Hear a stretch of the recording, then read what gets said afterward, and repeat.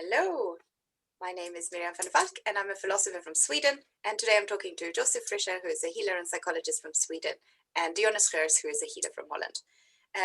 We always talk about personal development, and today we have very interesting and what is it with this topic? We want to talk about the courage to be yourself, to go against the stream, to be the tall poppy, to dare to go your own way, to follow your own lodestar. Yes. But I also would like to include in that, not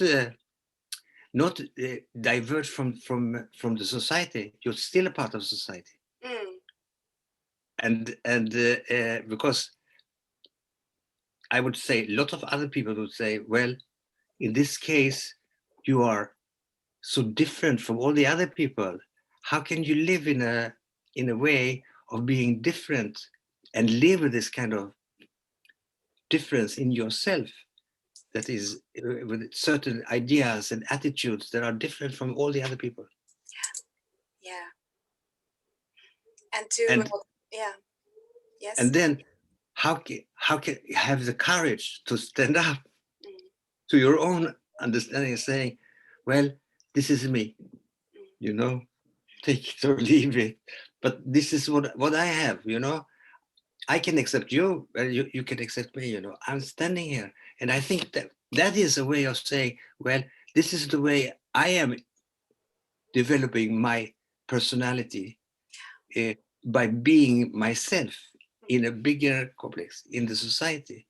I am saying what I believe in or I like, and not because I'm afraid, because what I think is a lot of people, even if they are very, very clever and they would like to conform.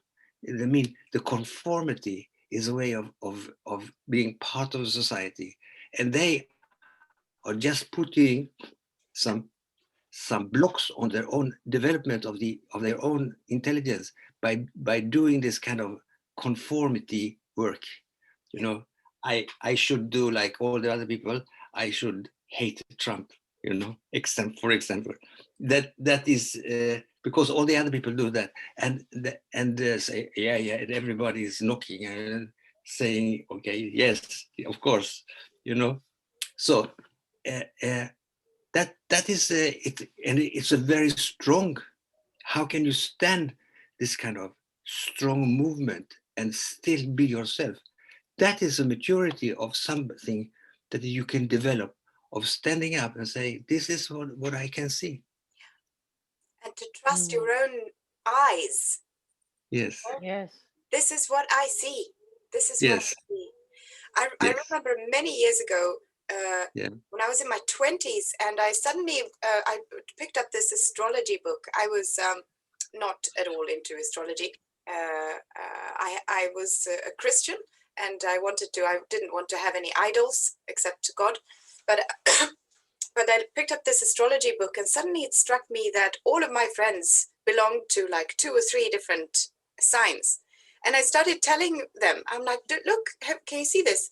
And they would respond, you don't really believe in astrology, do you? And they would say these things, come on, Miriam, you're supposed to be a clever person. You can't do these things. And my response was, so you think I'm a clever person? Then listen. Then I probably have a point, Yes, exactly. Yeah. So. Yeah, and if I may jump in there, it's in a way such a there are so many things I want to say at the same time, but let's start with an example first. I know I can relate to what you say, Joseph, like when you have done your personal research and you accumulated certain knowledge and you vote for a certain party.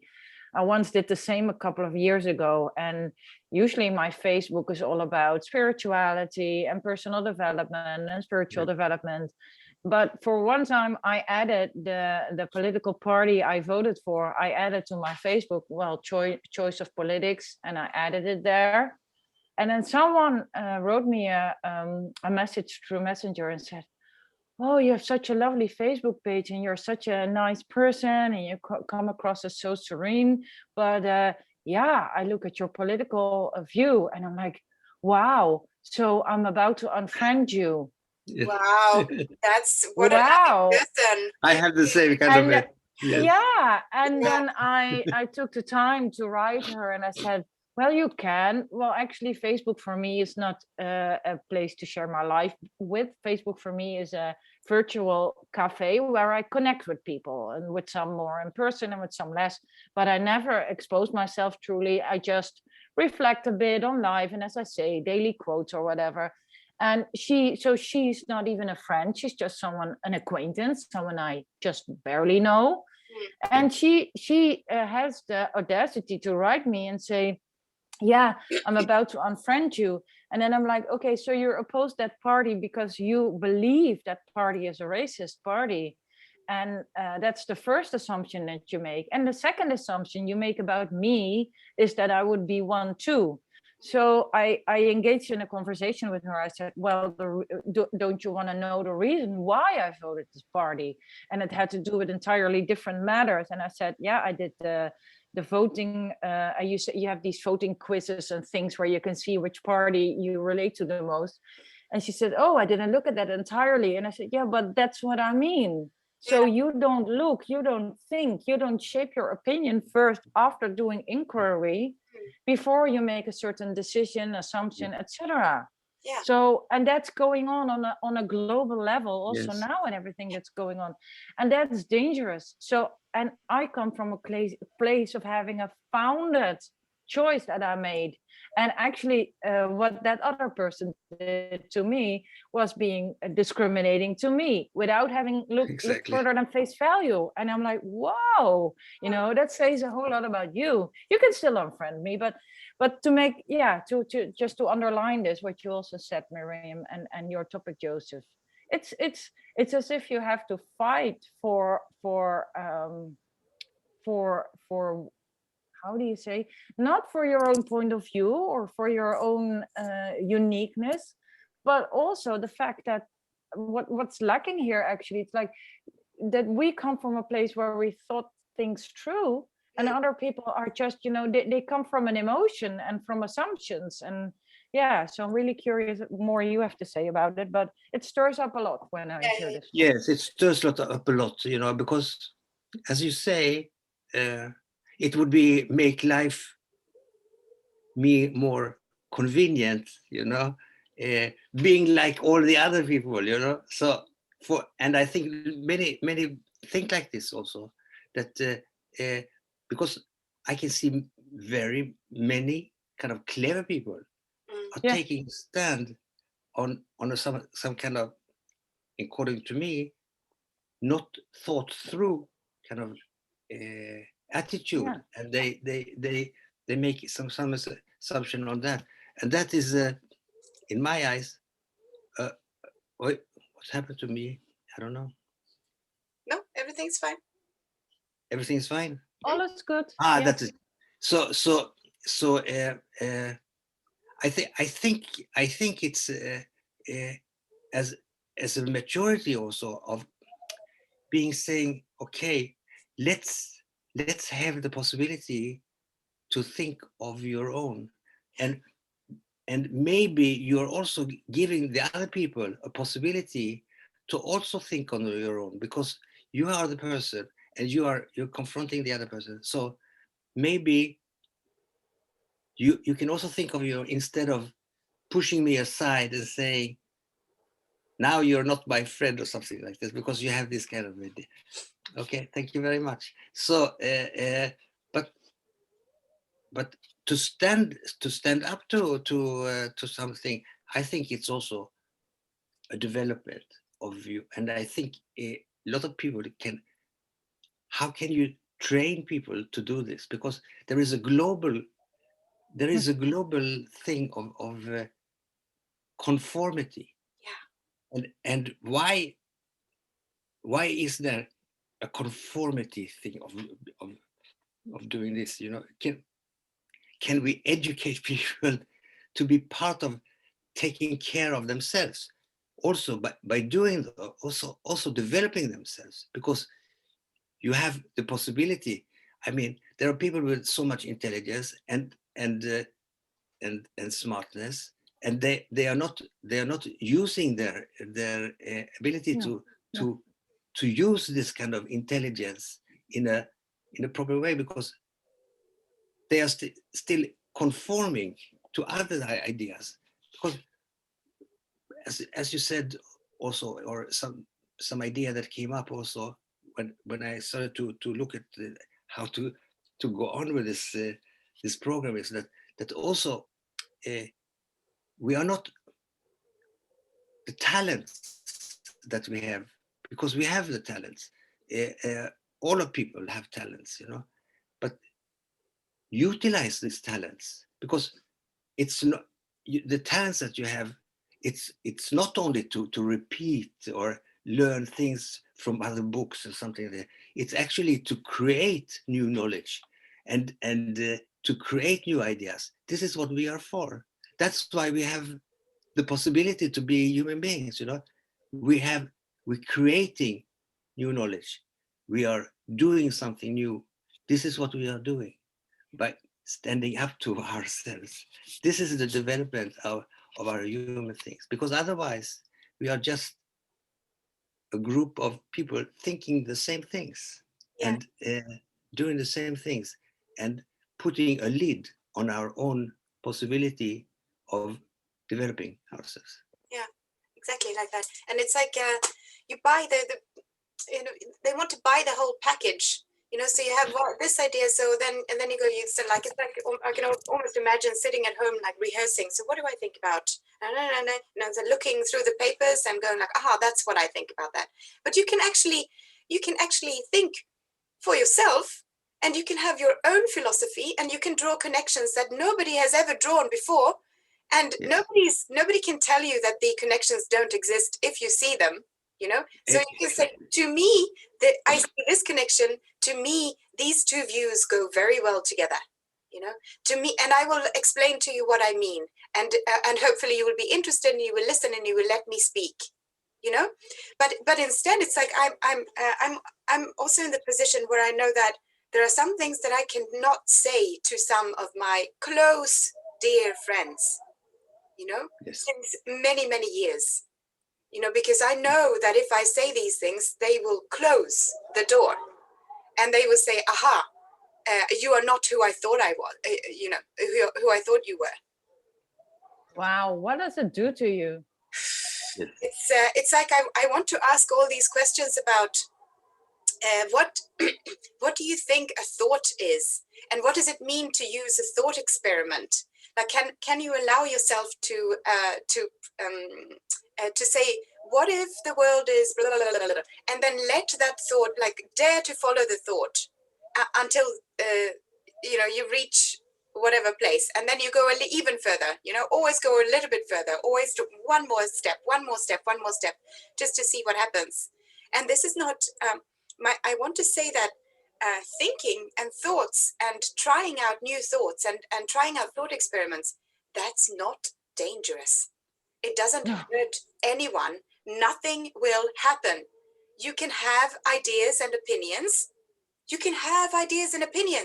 It's fine.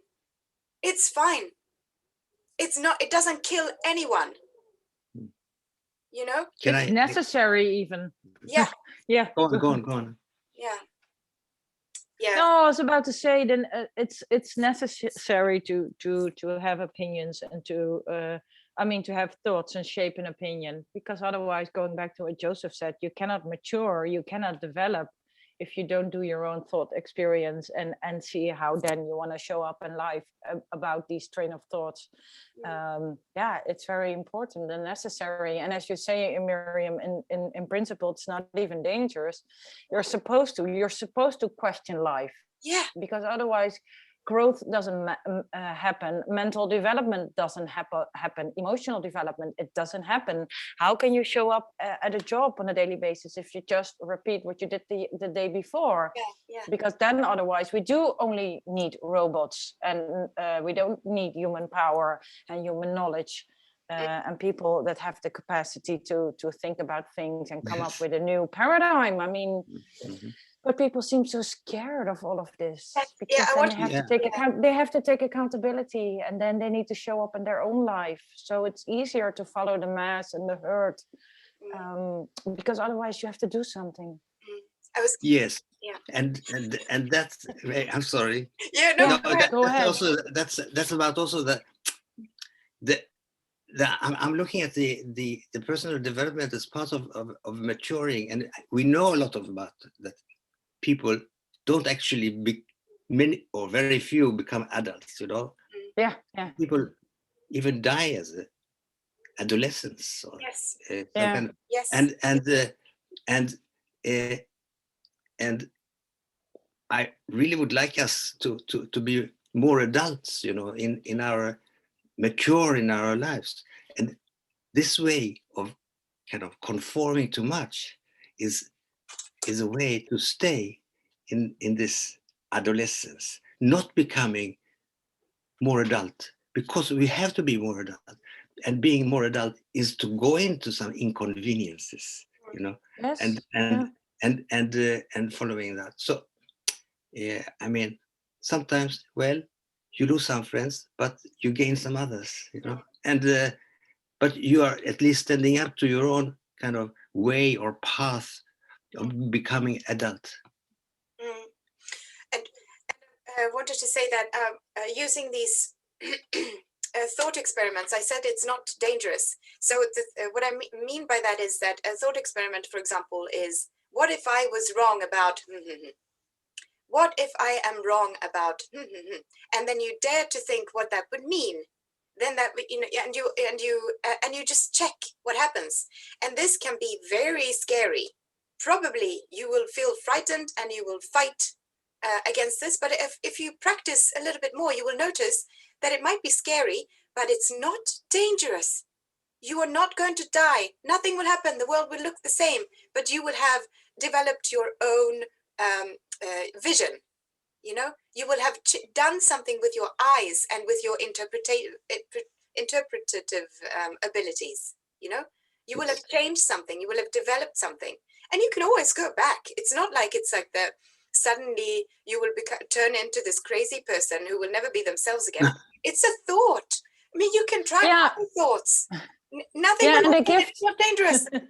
No. It's even the gift that comes from challenging yourself is that you grow awareness, and that you even understand other people better when they come from another perspective. So choosing for your own individuality in that matter, and holding your personal truth, but and being open, and not actually means that you're not excluding other people.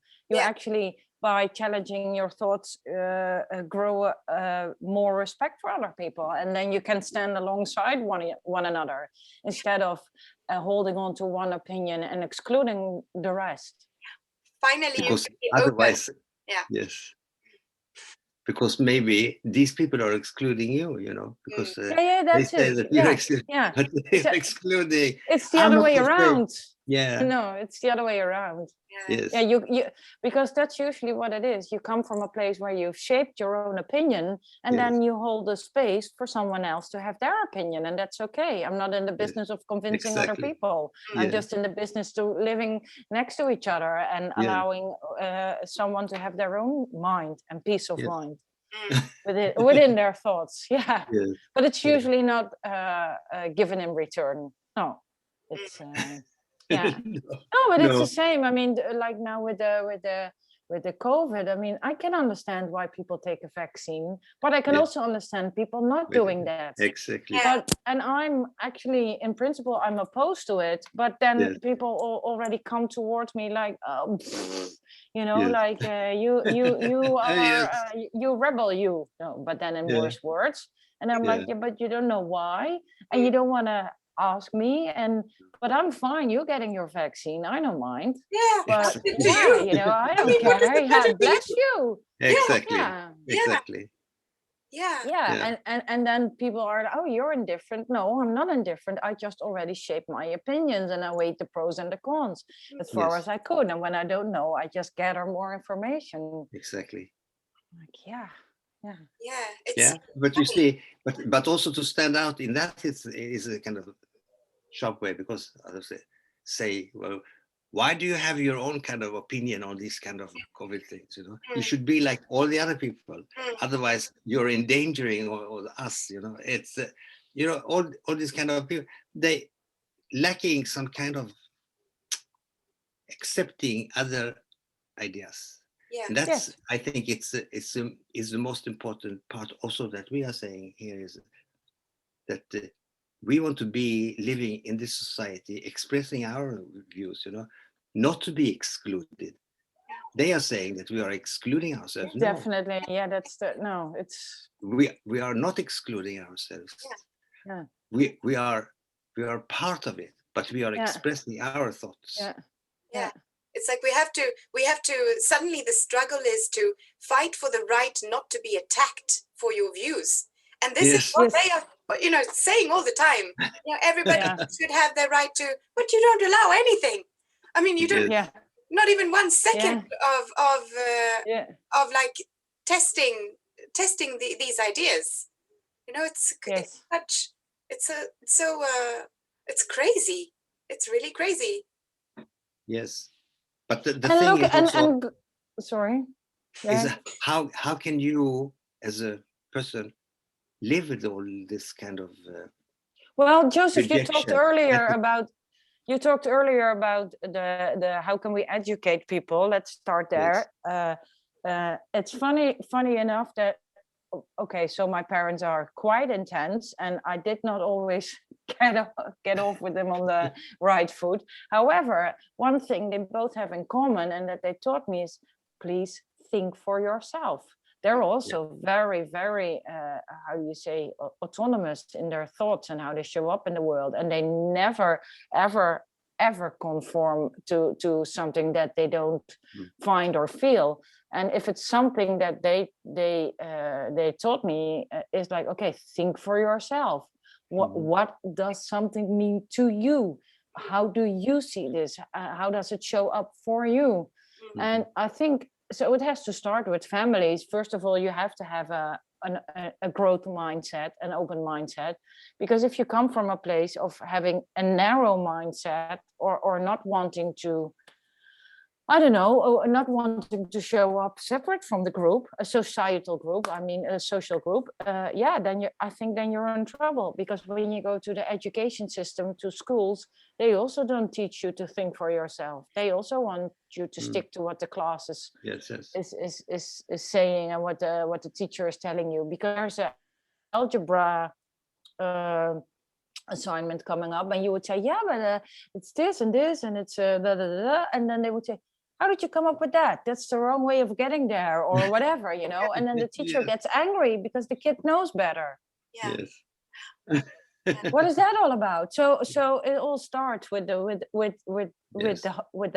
home, with the family of origin, and then in class. So entirely, the whole system doesn't seem that there's a problem like we see it. Actually, well, no. I don't know, but there may be also that it's I'm sorry, sure. go on. Go ahead. Is that it's in the education, given the possibility that you can think on your own, but also that you can think that not everything is going to be a catastrophe or bad.